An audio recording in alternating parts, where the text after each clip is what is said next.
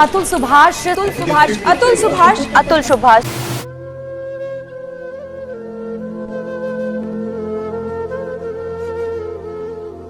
Hello world, मेरा नाम अतुल सुभाष है। मैं तकरीबन 34 साल का हूँ, बैंगलोर में रहता हूँ।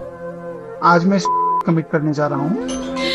मेरे बच्चा को इंसाफ दिला दीजिए, मेरे बच्चा को इंसाफ दिला दीजिए। हमसे 10 बजे तक बात किया, एक दिन पहले तक कुछ नहीं बताया। अतुल सुभाष, जिनकी आत्महत्या से पूरा देश शोक में है, सुसाइड से पहले उन्होंने 1.5 घंटे की वीडियो बनाई, साथ ही 24 पन्नों का एक सुसाइड नोट भी छोड़ा है। आप सोच सकते हैं कि अतुल सुभाष किस परेशानी में जी रहा था, कितना तनाव होगा। कभी बैठकर इस पर विचार किया जाए, कितना प्रताड़ित होगा वो शख्स अपनी पत्नी से, अपनी सास से और अपने साले से। अपनी जिंदगी को कोई यूं ही नहीं खत्म करना चाहता। हर तरफ से जब मायूसी हाथ लगती है। नमस्कार, बहुत स्वागत है आपका सूर्य उदय के इस खास कार्यक्रम में। मैं हूं दीपक अरोड़ा। सूर्य उदय के अंदर आज हम बात करेंगे एक ऐसे संजीदा पहलू और एक ऐसे मुद्दे के ऊपर जो पिछले दिनों एक ऐसा हादसा सामने आया देश के बहुत बड़े मेट्रो सिटी बेंगलुरु के अंदर, जहां पर एक एआई इंजीनियर अतुल सुभाष की आत्महत्या का केस सामने आया, जिसने पूरे देश को हिलाकर रख दिया। जी हां, इस पर बात करना जरूरी है और इसके हर पहलू को जानना जरूरी है। आज हम इस सूर्योदय के कार्यक्रम में जानने की कोशिश करेंगे कि आखिर ये पूरा मामला था क्या। जी हां, अतुल सुभाष, जिनकी आत्महत्या से पूरा देश शोक में है, सुसाइड से पहले उन्होंने 1.5 घंटे की वीडियो बनाई, साथ ही 24 पन्नों का एक सुसाइड नोट भी छोड़ा है। आप सोच सकते हैं कि अतुल सुभाष किस परेशानी में जी रहा था, कितना तनाव होगा। कभी बैठकर इस पर विचार किया जाए, कितना प्रताड़ित होगा वो शख्स अपनी पत्नी से, अपनी सास से और अपने साले से। अपनी जिंदगी को कोई यूं ही नहीं खत्म करना चाहता। हर तरफ से जब मायूसी हाथ लगती है तो मजबूर होना पड़ता है ऐसा फैसला लेने पर। उसकी आवाज में असहनीय दर्द था। उसने जो भी कहा वो दिल दहला देने वाला था। सिस्टम ने उसे पूरी तरह से असफल कर दिया। इसके बावजूद उन्होंने ये भी कहा, आजकल पुरुषों को इतना डराया जाता है कि वह चुपचाप सब कुछ सहते रहते हैं। अगर कोई पुरुष तनाव में है तो उस पर और ज्यादा दबाव डाला जाता है। अतुल जैसे मामले में सिस्टम ने उसे ऐसा कदम उठाने के लिए मजबूर किया। ये हम नहीं कह रहे, ये अतुल के वो सुसाइड नोट और वीडियो कह रहा है। हालांकि आत्महत्या किसी भी समस्या का समाधान नहीं हो सकती, लेकिन जब कानून से ही न्याय ना मिले तो कोई भी प्रताड़ित शख्स जाए तो आखिर जाए कहां। अतुल सुभाष को जिस तरह से मजबूर किया गया वो दर्शाता है कि सिस्टम में कितना पक्षपात हो रहा है। सिर्फ महिलाओं की सुनवाई होती है, पुरुषों की कहीं सुनवाई नहीं होती। वीडियो आप देखेंगे तो अतुल सुभाष का दर्द आपको साफ नजर आएगा। हालांकि इस मामले में अब बेंगलुरु पुलिस ने आरोपी पत्नी निकिता सिंघानिया, उनकी मां निशा सिंघानिया और भाई अनुराग सिंघानिया के खिलाफ मामला दर्ज कर उन्हें गिरफ्तार कर लिया है। जबकि निकिता के जो अंकल हैं सुशील सिंघानिया, वो अभी भी फरार है और पुलिस उनकी पड़ताल में लगी हुई है और उनको ढूंढने में लगी हुई है। इन चारों आरोपियों पर भारतीय न्याय संहिता यानी बीएनएस की धारा 108 के तहत खुदकुशी के लिए उकसाने और धारा 3/5 के तहत सामूहिक रूप से किसी को खुदकुशी के लिए उकसाने का मामला दर्ज किया गया है। दरअसल अतुल सुभाष की निकिता से साल 2019 में शादी हुई थी। दोनों की मुलाकात एक मैट्रिमोनियल साइट के ऊपर होती है। वहां इनकी बातचीत शुरू होती है और बात रिश्ते तक पहुंचती है। शादी के बाद निकिता पति के साथ बेंगलुरु चली गई। शादी के बाद दोनों के बीच सब कुछ ठीक चल रहा था, लेकिन बच्चा हो जाने के बाद दोनों के बीच लगातार झगड़े बढ़ने लगे। झगड़ों की वजह से निकिता अपने बेटे व्योम को लेकर अपने मायके जौनपुर आ गई। अब शुरू हुआ मुकदमे दर्ज करने का सिलसिला। निकिता ने अतुल और उसके परिवार के ऊपर 9 केस दर्ज कराए, 6 लोअर कोर्ट में और 3 हायर कोर्ट में। आरोप है कि पत्नी ने उनसे 3 करोड़ रुपए का गुजारा भत्ता मांगा था। सुसाइड नोट में अतुल ने कहा कि उनके बेटे का चेहरा तक नहीं देखने गया। वो इतनी बार इसके लिए कहते गए, लेकिन ना उनको बेटे से मिलने दिया गया, ना देखने दिया। दावा है कि अतुल के ससुर की मौत बीमारी से हुई, लेकिन उन पर हत्या का मामला दर्ज करा दिया गया कि उन्होंने दहेज मांगा, जिसके चलते उनके ससुर डर में आ गए और उनकी वजह से उनको हार्ट अटैक हुआ। इस जज के पास जब मामला गया तो निपटाने के लिए उनसे 5 लाख रुपए मांगे गए। इतना ही नहीं, 2 साल में 120 बार कोर्ट में पेश होना पड़ा। जज के सामने ही निकिता ने सुभाष से कह दिया था कि सुसाइड क्यों नहीं कर लेते अगर आप इतने परेशान हो तो। आरोप यह भी है कि जज यह सुनकर ठाका मारकर हंसने लगी। इस घटना के बाद से सोशल मीडिया पर इसकी चर्चा हो रही है। अतुल सुभाष की मौत के लिए जिम्मेदारी तय करने की मांग की जा रही है। तो आप सोच सकते हैं कि अतुल सुभाष किस तनाव में जी रहा होगा, और अतुल सुभाष की क्यों हमारे देश में ऐसे सैकड़ों पुरुष होंगे जो उनकी पत्नियों या महिलाओं के द्वारा झूठे केसों की वजह से कोर्ट के चक्कर काट रहे होंगे या फिर जेल में सड़ रहे होंगे। और इन्हीं झूठे केसों की वजह से कलकत्ता हाई कोर्ट को भी कहना पड़ा कि धारा 498A का दुरुपयोग कर महिलाओं ने लीगल टेरर यानी कि कानूनी आतंक मचा रखा है। इससे पहले सुप्रीम कोर्ट भी इस मुहावरे का इस्तेमाल कर चुकी है। गौरतलब है कि भारतीय संहिता यानी आईपीसी की धारा 498A पति या उसके रिश्तेदारों द्वारा विवाहित महिला के खिलाफ की गई क्रूरता से जुड़ी। यह धारा दहेज से जुड़े मामलों में महिलाओं को सुरक्षा देने के लिए बनाई गई थी। इस धारा के तहत अगर कोई पति या उसके रिश्तेदार पत्नी के खिलाफ क्रूरता करते हैं तो उन्हें 3 साल की जेल हो सकती है। इसके अलावा जुर्माना भी लगाया जा सकता है, निर्भर करता है कि किस लेवल के उनके ऊपर आरोप सिद्ध होते हैं। लेकिन पिछले कुछ सालों में हमें देखने में आया कि इस कानून का इस्तेमाल बदला लेने के लिए होने लगा है। कई बार तो रिश्तेदारों के भी इस मामले में फंसा दिया जाता है, क्योंकि महिलाओं की तरफ से या उनके परिवार की तरफ से ये आरोप होते हैं कि उनके रिश्तेदारों तक ने उनको प्रताड़ित किया। अब ऐसे में जब हमने लोगों से इस बारे में बात की और जानने की कोशिश की कि आम जनता, देश की आम जनता क्या सोचती है अतुल सुभाष के मुद्दे पर, धारा 498A के ऊपर, तो लोगों ने क्या क्या, आइए आपको सुनवाते हैं कि देश की जनता का क्या मानना है इस पर। कि डॉरी को बोला जाता है कि इलीगल है, नहीं देना चाहिए, तो जो एलमनाई होती है तो वो भी आप फिर बंद कर दो, क्यों देने की जरूरत है? वैसे भी तो सेल्फ इंडिपेंडेंट है ना गर्ल्स, वो फेमिनिज्म चल रहा है तुम्हारा, तो फिर खुद बनो उस, अगर तुम्हें डिवोर्स लेके रहना है तो फिर अपने कैपेबल बनो उसके, एलिमनी को बंद कर देना चाहिए। डिपेंड नहीं रहना चाहिए ना। जब आपको रहना है, आपको लगता है कि आप सेल्फ डिपेंडेंट हैं तो रहो फिर। जी बिल्कुल, ये बहुत सही मुद्दा मैम ने उठाया। आप क्या रखते हो इस पर विचार? मैं भी इस चीज़ से यही एग्री करती हूँ, क्योंकि ये चीज़ें जो होती है ना, ये पर्सन टू पर्सन वेरी करती है। अगर आप देख रहे थे जहाँ पर एलिमनी या फिर कंडीशन देख के ये सारी चीज़ें होनी चाहिए कि इन सबके लिए कंडीशन बना देनी चाहिए। ऐसा भी नहीं एलिमनी मुझे ख़त्म ही कर देनी चाहिए हर जगह। ना लड़कियाँ अच्छी होती है ना लड़के, पर्सन टू पर्सन ये सारी चीज़ें हैं। Not all womens are bad and not all mens are bad.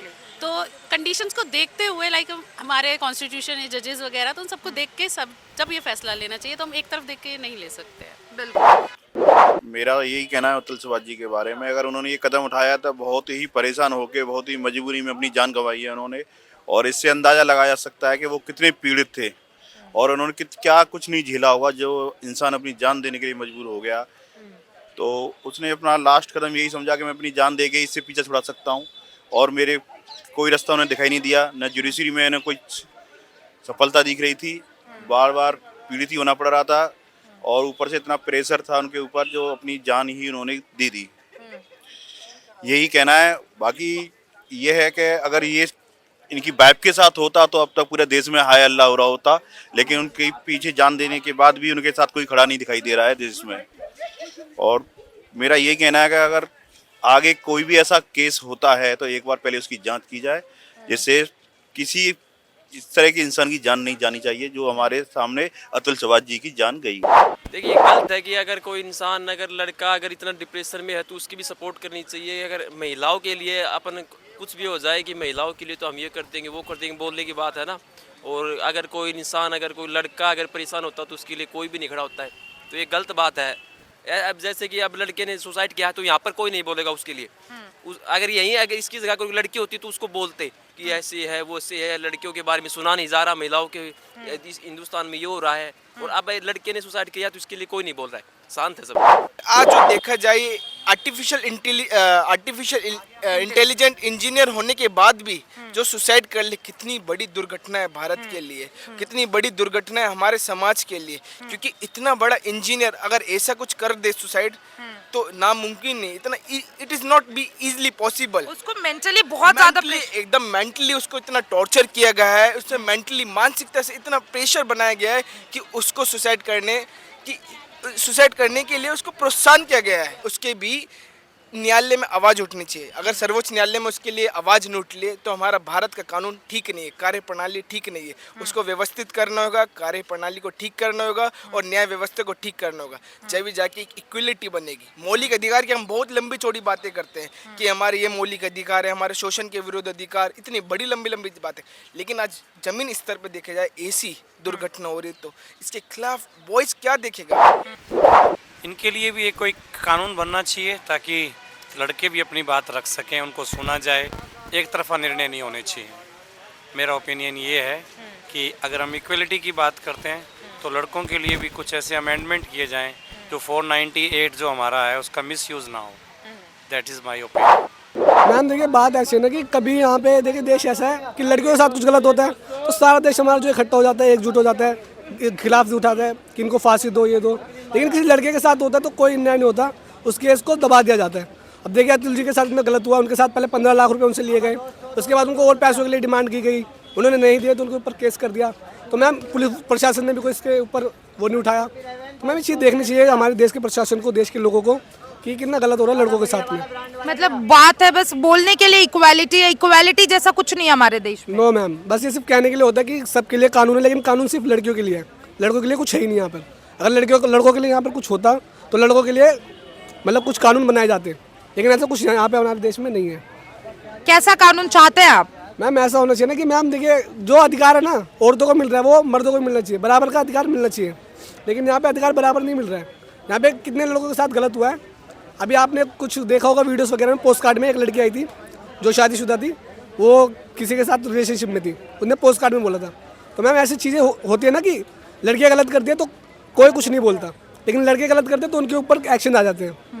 तो मैम ये चीज़ें होनी चाहिए, सुधार होनी चाहिए इन चीज़ों में। हम तो यही चाह रहे हैं कि जैसे अतुल सुभाष है, जैसे लाखों लड़के और भी प्रेशराइज होते होंगे, तो मैं तो गवर्नमेंट से यही करना चाहता हूँ। जैसे आज जज भी उस केस में दोषी मिल गए थे, तो जैसे लड़कियों के लिए बहुत सारे रूल्स बने हुए हैं, ऐसे लड़कों के लिए कोई रूल्स नहीं बना हुआ है। जैसे लड़कियों के लिए दहेज आप लेते हो तो उसी टाइम एट ए टाइम अंदर किया जाता है, बट लड़कों के लिए ऐसा कुछ नहीं है। तो मैं तो यही अपना व्यू देना चाहता हूँ कि कुछ ऐसा कानून बने कि लड़के भी प्रेशराइज ना हो। 30% लड़के प्रेशराइज होते हैं, बट उनकी तरफ कोई ऐसा ना गवर्नमेंट ने रूल बनाया है। अच्छा, मतलब आप कहना चाहते हैं कि जो डिवोर्स के बाद जो एलिमनी की बात होती है वो भी ज़्यादा प्रेशराइज हो जाती है लड़कों पे। हो जाती है, इसलिए कोई ऐसा कानून बने कि लड़का और लड़की को आज समान देख रहे हो। लड़के के लिए कोई रूल नहीं है, लड़के के लिए लाखों रूल्स बना दिए हैं। आज एक लड़की पुलिस थाने में जाती है, उसकी कार्रवाई तुरंत होती है, और लड़का जाता है तो बोलते हैं बाद में लिखते हैं FIR, ये करते हैं। हमारी जो प्रशासनिक वो भी अधिकारी भी है, कई वो भी मिले होते हैं पैसे खा के, जैसे जज हो गया। आज तो जज ही है जिसने कोर्ट का फैसला देना है, वही बिक चुका है। तो इसलिए कानून ऐसे बने कि जज तक तो जाए ही ना, तो लड़कियाँ कुछ डरे, यही मेरा व्यू है। आप क्या कहना चाहेंगे? अतुल सुभाष ने सुसाइड कर लिया और जिस तरीके से इन्होंने कहा कि अगर दहेज के खिलाफ आवाज़ उठता है तो एलिमनी के खिलाफ भी आवाज़ उठना चाहिए। बिल्कुल सही बोल रहे हैं, आवाज़ तो उठना चाहिए। आज के टाइम में अगर देखें तो लड़कियों के लिए भी सब कुछ सेम फैसिलिटीज़ है। अगर लड़कों के कंपैरिजन देखें तो लड़कियों को ज़्यादा फैसिलिटीज़ मिलती है। और कहीं भी देखें, हम अपनी अभी दिल्ली में बैठे हैं तो यहाँ मेट्रोज में देखिए तो सेम एज यूजुअल लड़कों के लिए भी सेम ही वो होना चाहिए। बट ठीक है, अब ऐसी घटनाएं तो देश में होती रहेगी, उसको हम नहीं रोक सकते। अगर लॉ में चेंज करना है तो गवर्नमेंट को जरूर देखना चाहिए उसमें। बिल्कुल, देखिए सिर्फ इक्वालिटी बोलने के लिए नहीं होना चाहिए, इक्वालिटी दिखना भी चाहिए, चाहे मेट्रो हो, बस हो, सब कुछ में इक्वालिटी की बात होनी चाहिए। आप क्या कहना चाहेंगे? आप एक खुद मर्द, आपकी शादी हो गई है? हाँ जी हो गई। तो क्या कहना चाहेंगे? हर जगह पे जो वुमन को किया जाता है, जैसे आप दिल्ली में देखिए, अभी गवर्नमेंट जो है महिलाओं के लिए बस वगैरह फ्री कर रखी है। अभी कह रहे हैं कि हम 2000 या 1000 फ्री देंगे, तो आदमी ने क्या बिगाड़ा है? 2100 रुपए मिलने वाले दिल्ली गवर्नमेंट। वही मैं कह रहा हूँ, इंसान को, आदमी को क्यों नहीं मिलेगा? मतलब ये तो भेदभाव है, सीधे सीधे भेदभाव है। तो इसी का बेनिफिट उठाती है कुछ लेडीज़ें। तो इक्वल राइट होना चाहिए। जब अगर लेडीज़ की राइट है तो मेंस की भी राइट है। बिल्कुल। तो ये भेदभाव नहीं है, ये तो सरासर भेदभाव है। इसी का फ़ायदा उठाते हैं। इसी वजह से जो अभी अतुल सुभाष का जो वो हुआ है, सुसाइड हुआ है, तो उसी का बेनिफिट उठा लेती है कुछ लेडीज़ें। बिल्कुल। अब आप देखो, मंत्रालय बना हुआ है, वुमेन राइट मंत्रालय। मेन राइट मंत्रालय क्यों नहीं है? वो भी तो होना चाहिए। आप वुमेन राइट की बात करते हो, लेकिन मेन राइट की बात कौन करेगा? बिल्कुल सही बात है। वुमेन राइट की बातें सब लोग करते हैं, लेकिन लड़कों के बारे में जो मेंस जो मेंटली प्रेशर झेल रहे हैं, उनकी बात कोई नहीं करता। ऐसा होना नहीं चाहिए। देखिए कि जो भी है, अगर उनकी पहली बात तो उनको सुसाइड नहीं करना चाहिए था, लेकिन उन्होंने इतना उनको प्रेशर किया है ना, कि जिससे उनको सुसाइड करना पड़ा। ये बात है। बाकी उस तरफ कोई किसी भी संस्था ने ये आवाज़ नहीं उठाई, तो आवाज़ उठानी चाहिए। जबकि यूपी में देख लो, कहीं भी देख लो, मंदिरों के बिना इनको कुछ समझ नहीं आ रहा इस सरकार को। तो देखा, लोगों ने भी माना कि अतुल सुभाष को न्याय मिलना चाहिए और जरूर मिलना चाहिए, और साथ ही आईपीसी की धारा 498A पर भी विचार करने की जरूरत है, क्योंकि अतुल सुभाष का केस हमारे लिए उदाहरण बन सकता है।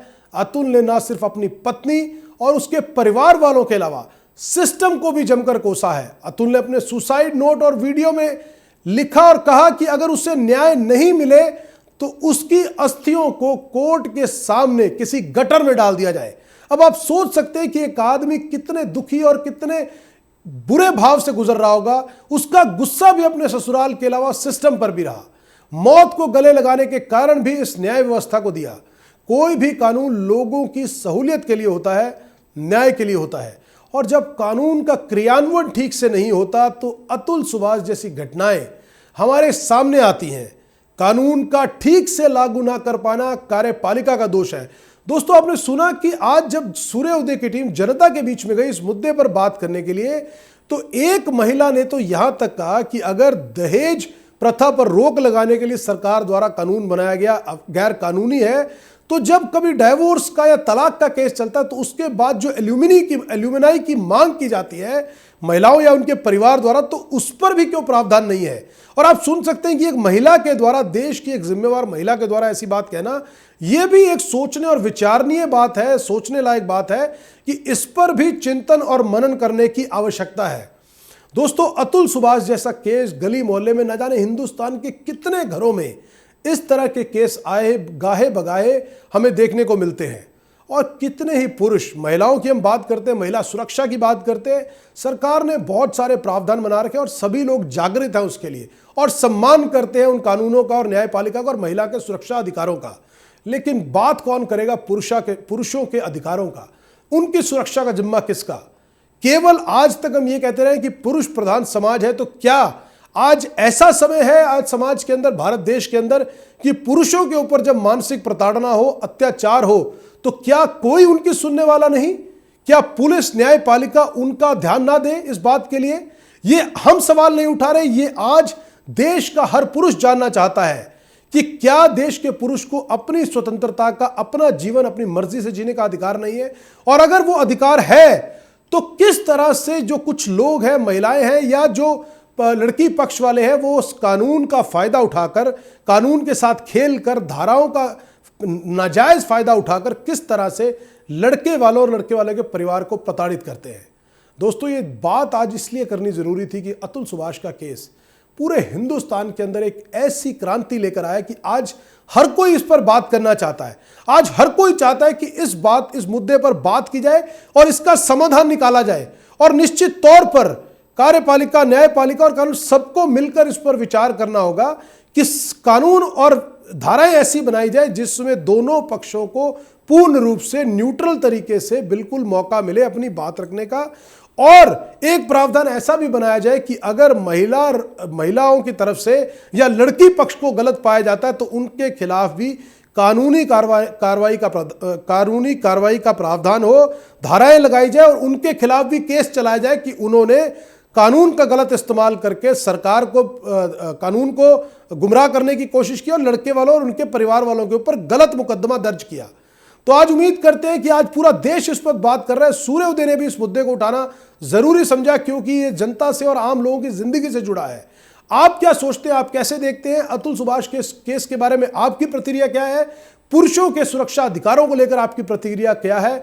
आप हमारे इस कार्यक्रम के कमेंट बॉक्स में शेयर करें। और आपको लगता है इस तरह के और मुद्दों के साथ सूर्योदय लगातार आपके बीच में आता रहे, जनता की राय भी आपके सामने लाता रहे, तो आप भी अपनी राय साझा करिए। कौन से ऐसे टॉपिक्स और हैं जिनके ऊपर हम बात कर सकते हैं? लगातार सूर्योदय के अंदर हम इस तरह के टॉपिक समाज और जनता से जुड़े मुद्दे उठाते रहेंगे और आपके बीच में लाते रहेंगे। आप देखते रहिए सूर्योदय।